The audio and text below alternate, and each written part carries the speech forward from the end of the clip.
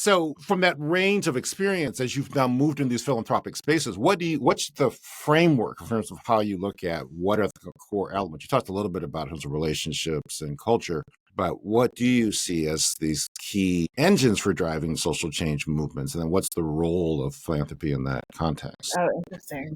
That's a hard question. I think that, I've never thought about it quite that way. The first word that comes to mind is power. Like, I think that, I think in every context in which you're trying to create equity, which definitely is a driving force, right? Like equity, the opportunity that everyone has the same opportunities. And it's fascinating that word is so villainized right now because it's like, yeah, literally, there are people who do not want us all to have the same opportunities. And that is a driving force for me, justice and equity. But when I think about what it's going to take, it's power. So it's not just changing hearts and minds. It's not charitable work that happens at the end.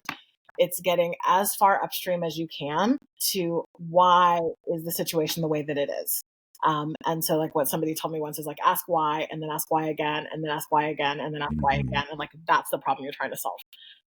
And so I think that, if you're doing that in the field of philanthropy, you end up doing a lot of political work, which is not in general what's seen as virtuous. That like what's seen as virtuous in general is to not be political.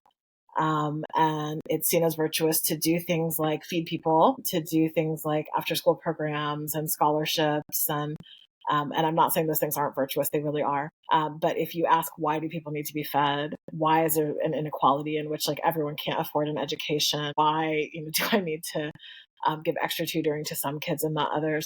Like in the end, you end up with systemic answers.